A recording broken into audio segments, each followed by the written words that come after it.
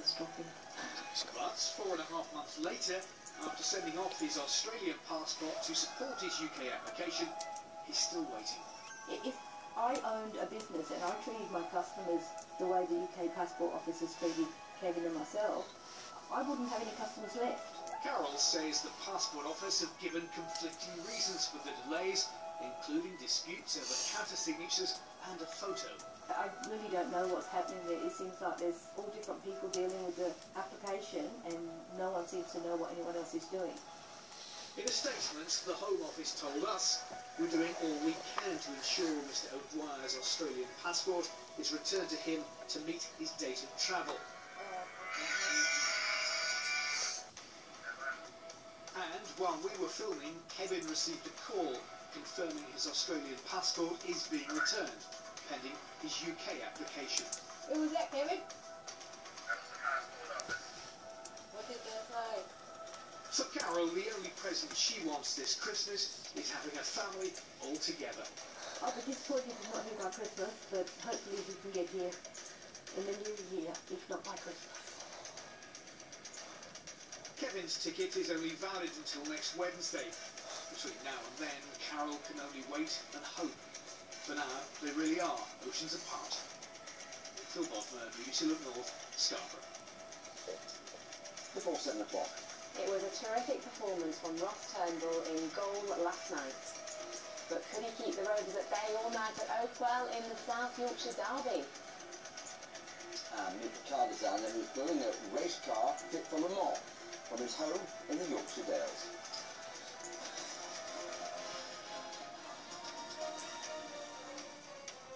Next are two mums on a mission. They're bidding to make the Peak District the most accessible national park in the country, and they're hoping to show businesses that being disabled friendly can also be very good for their bank accounts. Gillian Stopford and Jane Carver have 6 children between them, and 3 of them have disabilities. So they're aiming to make days out easier and more enjoyable for families like theirs.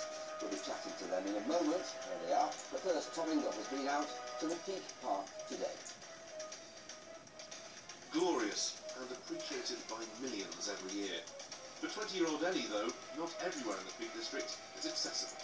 We're always getting the paper that you can't get into, but why not try and make them accessible to everybody? Accessible Derbyshire is a new charity that wants to change that. Today, it's launching a campaign to encourage attractions, guest houses and country estates to do what they can to help. We've got 6 children between us and 3 of them are disabled, which is what has motivated us to start this charity. So tell me about the Big Push campaign. The Big Push is what we've been planning to launch, and we chose today, which is National Day for Disabled. And basically, it's about bringing together the key organisations of the Peak District and Derbyshire and getting them to put accessibility high on their agenda. So how can businesses change? Because it sometimes might feel expensive if I've got to do a wheelchair ramp or something like that, but I guess it's not just about that.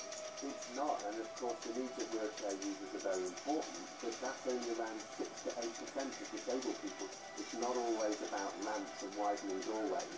Look at the information you provide, write an access statement, put that on your website, and make people feel welcome. Already sophisticated motorised wheelchairs can change the way we experience our natural world. Really, really good. Accessible Derbyshire wants the park and the county to set the standard for the country. Tom Ingle, BBC North, on the Longshore Estate. Well, I'm pleased to say that Gillian and Jane joins us now. Both of you welcome. Jane, I'll start with you. You have very personal reasons for being involved in this campaign. Talk to us about your daughter and her disability. Yeah, Megan is at 17 now. She's the eldest of my 3 children. She's severely autistic and she has a unique chromosome disorder. She also has continence issues, so she needs changing when we're out. So that can make life quite complicated when you want to go out and about and enjoy all that Derbyshire has to offer.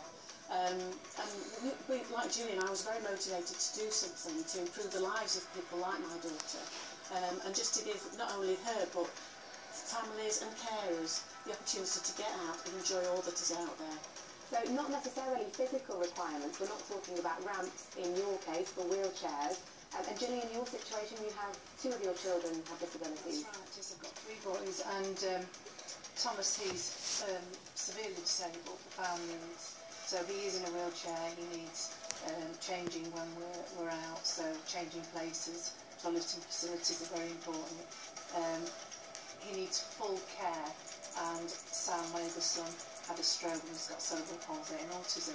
So between myself and Jane, you know, we have a range of disabilities, and we feel that we have a lot of experience, 18 years, and we wanted to share that with everybody else. Now, I want to share some figures with our viewers actually, because figures from England show around £12 billion is spent on trips where a member of the party has an impairment, and such groups make up around 20% of all day trips.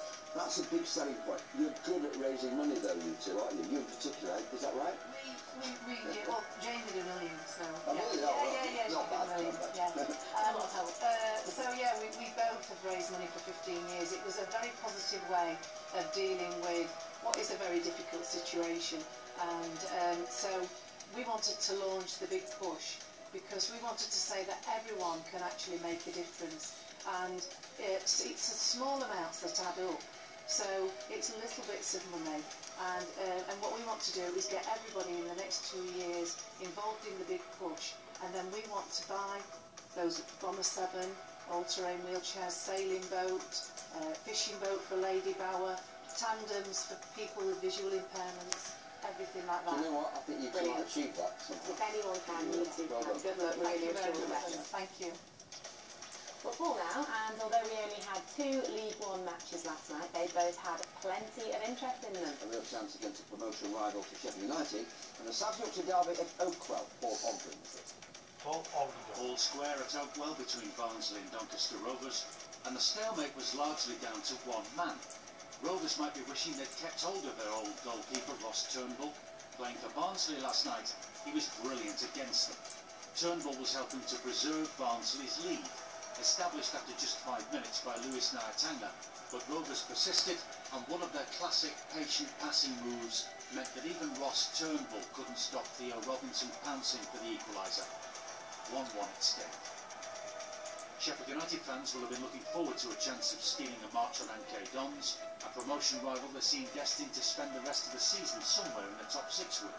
But for a 4th consecutive League One home match, the Blades came up short of a win, and even worse, conceded a goal late in the evening from Dele Alli. Before the final whistle, there was still time for MK Dons to have Green sent off, but they managed to hang on for the 1-0 win, moving themselves up to 3rd place and leaving United in 5th, 6 points behind MK Dons. Paul Ogden, BBC Look North. Happy Mr. Clough there, wasn't it? Now, if you think about the glamorous world of motor racing, you're probably thinking Monaco, Milan, or even San Marino.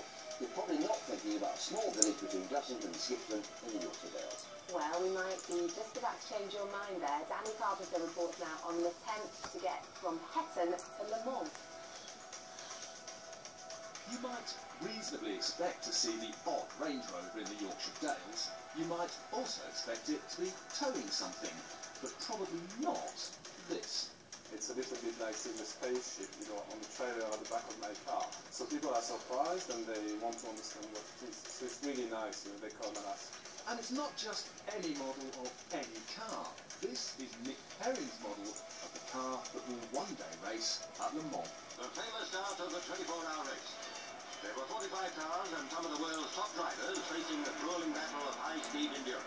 Since 1923, this race has been the ultimate test of man and machine. The car's closely guarded secrets until being unveiled for the race.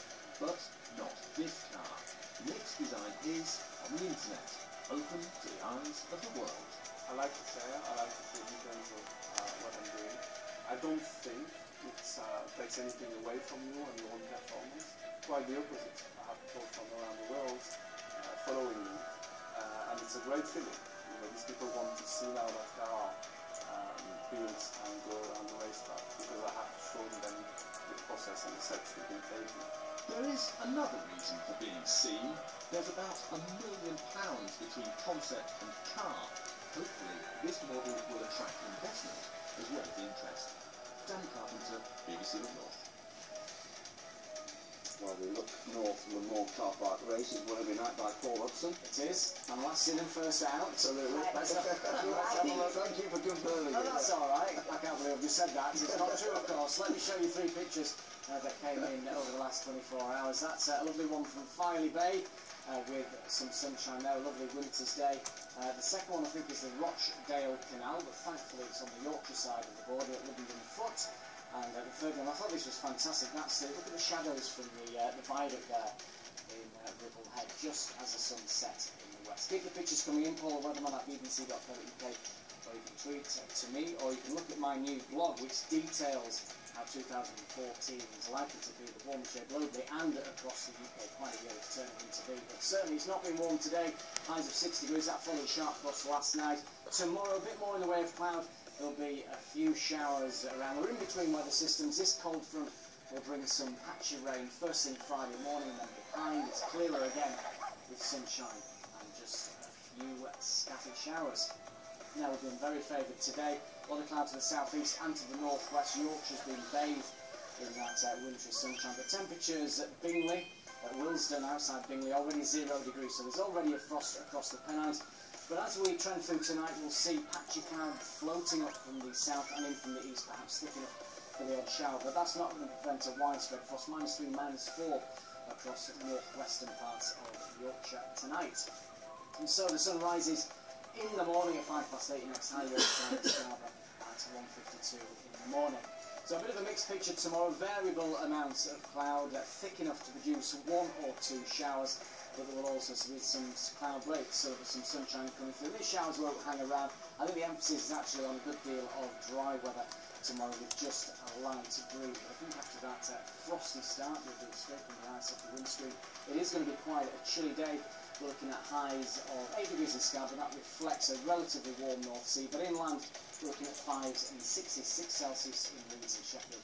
It's 43 degrees Fahrenheit. So some patchy rain to come Thursday night. So Friday, a bit of a wet start, but that rain isn't going to last long. It brightens up very quickly through the morning. Friday afternoon, sunny spells with a few scattered showers. At the moment, Saturday looks frosty at first, then dry with some sunshine, some rain Saturday night, and then some Sunday sunny spells and scattered showers. 1 or 2 might be wintry over the tops of the Pennines. We derated. Oh, that's all right. You're so fast over to that car park. It's halfway home before the one show starts, you know. That's as far as we go. Thanks to the Produce people I met in York today. Thanks for a great lunch. And we're here 8 o'clock and 10:25 as well. See you then.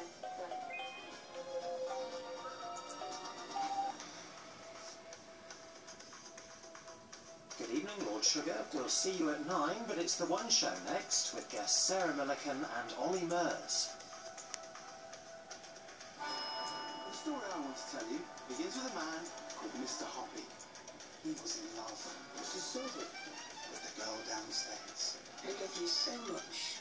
Oh, how Mr. Hoppy wished she was saying those words to him. We both live in hope. Let it grow a little faster. That was the seed that planted the idea. How many do you want? I'll take all 16. Is that last thing you're looking for? After can get bigger, but You must read this. Ezio trot his tortoise backwards. You're a dark horse, aren't you? An all-star cast in Roald Dahl's SEO Trot, New Year's Day at 6:30 on BBC One.